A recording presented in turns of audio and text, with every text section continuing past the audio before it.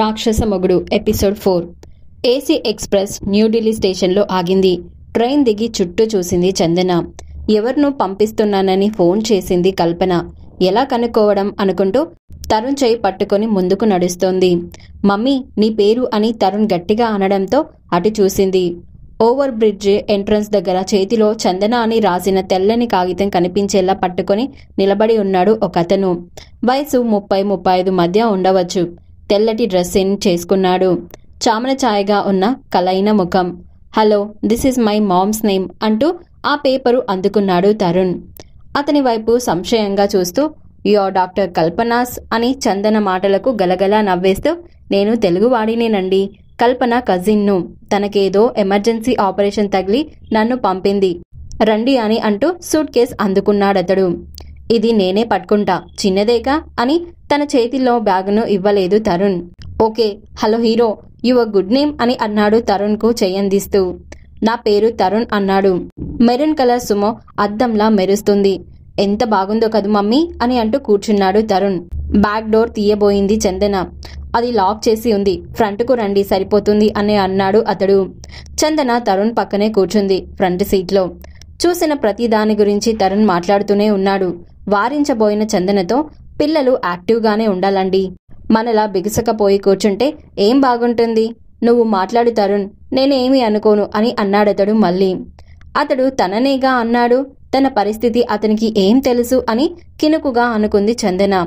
బయట చల్లటి వాతావరణం, దాంతో కొంగు భుజాల చుట్టూ లాక్కుందామే. ఆమె వైపు డోర్ గ్లాస్ లిఫ్ట్ చేశాడు అతడు పూర్తిగా. ఇక్కడ స్వెటర్లు షాళ్ళు ఉండాలి ఈ రోజులలో అని అన్నాడు. అవును అంది చందన. మీరు ఫస్ట్ టైమా ఢిల్లీకి రావడం అని అడిగాడతడు. అవునండి అంది చందన. చంపారు పొండి, కల్పన నన్ను మీకు గైడ్ని చేసేస్తుంది అని గలగలా నవ్వాడతడు. అతడు ప్రతి మాటకు తరచూ అలా నవ్వడం అవసరమా అనుకుంది. అంకుల్, మీరు భలేగా నవ్వుతారు అని అంటూ అతడి నవ్వును అనుసరించి నవ్వాడు తరుణ్. దాంతో తరుణ్ అని కోపంగా చూసిందామే. ఐ లైక్ యూ అంటూ తరుణ్ బుగ్గగిల్లాడు. అతడి అతి చనువు, అనవు చికాకు అనిపిస్తుంది చందనకు. బొమ్మరిల్లు లాంటి ఇంటి ముందు ఆగింది కారు. పరుగులాంటి నడకతో వచ్చింది ఒక ఆమె, రండమ్మా అంటూ. సోనీ, పైకి తీసుకెళ్ళు, వెళ్ళండి, కొంచెం పని ఉంది, నేను గంటలో వస్తాను అని మళ్ళీ కారెక్కబోతున్న అతని వైపు దిగులుగా చూశాడు తరుణ్. అతడి కళ్ళల్లో మూగ భాష అర్థమైంది. వస్తావా తరుణ్ అని అన్నాడు తరుణ్ రియాక్షన్ కోసం చూస్తూ. తరుణ్ పైకి రా అని వరండా పైనుంచి పిలిచింది చందన. పర్వాలేదులేండి, తొందరగానే వచ్చేస్తాను, రానివ్వండి, కమాన్ తరుణ్ అని అంటూ లెఫ్ట్ డోర్ తెరిచాడతడు.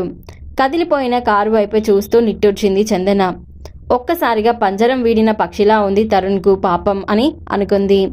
సోనీ, ఆ ఫ్యాన్ ఆపవా అని అంది చందన సోఫాలో మునగదీసుకుని కూర్చుంటూ. ఫ్యాన్ స్విచ్ ఆఫ్ చేస్తూ, నా పేరు బంగారి అమ్మ, సోనీ కాదు, అఖిల్ బాబు ఒక్కడే నన్ను అలా పిలుస్తారు అని సిగ్గుపడుతూ చెప్పిందామె. ఆమె సిగ్గు చూసి చందన నవ్వుకుంది. అఖిలా తమాషా మనిషిలా ఉన్నాడు అని అనుకుంది. స్నానం చేసి బంగారి పెట్టిన ఇడ్లీ కొబ్బరి చట్నీ తినేసరికి ప్రాణం లేచి వచ్చినట్లయింది. కాఫీ చాలా బాగుంది సోనీ, సారీ బంగారి అని అంది సిప్ చేస్తూ. ఇది బ్రో అమ్మ అని టీవీ యాడ్ను అనుకరిస్తూ చిలిపి కళ్ళు చిక్కిలించింది బంగారి. దాంతో చాలా రోజుల తర్వాత హాయిగా నవ్వుకుంది చందన. సోఫాలోనే వాలి నిద్రపోయిన చందనకు 2 సార్లు లేచి గదిలో మంచంపై పడుకోమని చెప్పింది బంగారి. మెలకువ వచ్చేసరికి 2 అయింది. లేచారమ్మా, భోజనానికి రండి అని అంటూ వచ్చింది బంగారి. అవును, నాకు ఈ షాల్ ఎవరు కప్పారు అని మీద ఉన్న మెరూన్ కలర్ అందమైన షాల్ను తీసుకుంటూ కంగారుగా అడిగింది. అఖిల్ బాబు తెచ్చారమ్మా, తరుణ్ బాబు కప్పాడమ్మా అంటూ డైనింగ్ టేబుల్ దగ్గరకు వెళ్ళిపోయిందామే. బెడ్రూమ్లోకి వచ్చేసరికి తరుణ్ అఖిల్ పక్కలో పడుకొని గోరింకలా కబుర్లు చెప్తున్నాడు. కొంచెం చనివిస్తే చాలు, వీడికి ఒళ్ళు తెలియదు అనుకుంది. అరే, మీరు లేచారా, కల్పనకు లేట్ అవుతుందంట, మిమ్మల్ని భోజనం చేసి రెస్ట్ తీసుకోమంది, నేను తరుణ్ తినేశాం అని చెప్పాడు అఖిల్. ఎరుపు తెలుపు కలయికతో ఉన్న అందమైన హైనెక్ ఫుల్ హ్యాండ్లూమ్ స్వెటర్ వేసుకున్నాడు తరుణ్. అఖిల్ కొన్నాడన్నమాట షాలు స్వెటర్. ఎందుకో ఇబ్బందిగా ఉంది ఆమెకి. వడ్డిస్తున్న బంగారిని అడిగింది, నువ్వు తిన్నావా బంగారి అని. పెద్ద ప్రాణం కదమ్మా, ముందే తినేస్తాను 2 మెతుకులు అని అంది.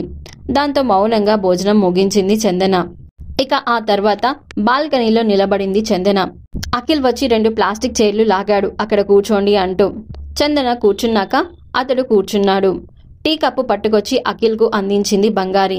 చందనను అడిగితే వద్దు అని చెప్పింది. ఇలా రండి, మీకు మంచి సీన్ చూపిస్తా అని పిలిచాడు అఖిల్ కిందకు చూపిస్తూ.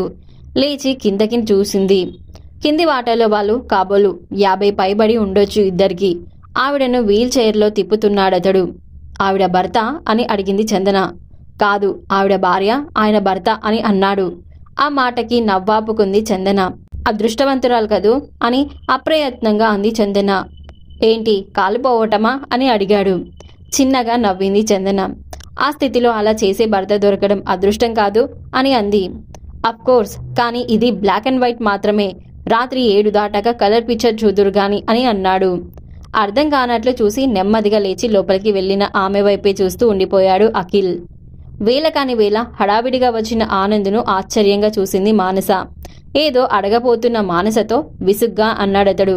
నేను చెప్పేది సీరియస్ మ్యాటర్ మను. ఇందాక ఆఫీస్కు చందన హస్బెండ్ వచ్చాడు. అతని పేరు మధు అని చెప్పాడు. అవునా, ఎందుకట అని అడిగింది. అర్జెంటుగా చందన అడ్రస్ కావాలట అన్నాడు. ఇచ్చేసారా ఏంటి అని ఆత్రంగా అడిగింది మానస. ఢిల్లీ అని చెప్పాను, నాకేం తెలుసు అన్నాడు. ఢిల్లీ అని చెప్పారా? అది అక్కడ ఆయన సుఖంగా ఉండటం మీకు ఇష్టం లేదా అని కంగారుగా అంది మానస. చందనకు ఏవో ముఖ్యమైన వస్తువులు అందజేయాలట. అతడు గడ్డం పెరిగి ముఖం పిక్కుపోయి ఉన్నాడు పాపం అని అన్నాడు. పాపం, ఏం రోగం అండి? మాటలతో దాన్ని ఇన్నాళ్ళు చిద్రవద చేశాడు. విషపురుగులా మళ్ళీ అక్కడకు చేరాలని అని అంది. ఏమో మానస, మనకెందుకు వచ్చిన హెడేక్? నా మాట విను, ఇక వాళ్ళ గొడవలో కలగజేసుకోవద్దు అని కొంచెం విసుగ్గానే అన్నాడతను. మానస అత్తగారు జగదాంబ వచ్చి, అమ్మ మానస, ఆప్తులకు సహాయం చేయాలి, మంచిదే, కానీ తనకు మాలిన ధర్మం వద్దు తల్లి అని అంది. ఇప్పుడు నేనేం చేశాను అత్తయ్య అని బాధగా అంది మానస. ఆ మాటకి కళ్ళల్లో నీళ్లు తిరిగాయి మానసకి. నే చెప్పేది మీ మంచికేనమ్మా. మీ భార్యాభర్తలిద్దరూ చందనను భర్త నుండి వేరు చేసి ఇంట్లో పెట్టుకుని విడాకులకు కోర్టుకెక్కించారట అని అంది. ఎవరన్నారమ్మా అని కంగారుగా అడిగాడు ఆనంద్. చందన అత్తింటి వాళ్ళు ఇందాక ఇరుగు పొరుగును తీసుకొచ్చి ఇక్కడ గొడవ చేశారు. మీరిద్దరూ లేరాయే అని అందామే. ఇక మానసకు దుఃఖం ఆగలేదు. మనుషులు ఇంత హీనంగా ప్రవర్తించగలరా అని అనుకుంది.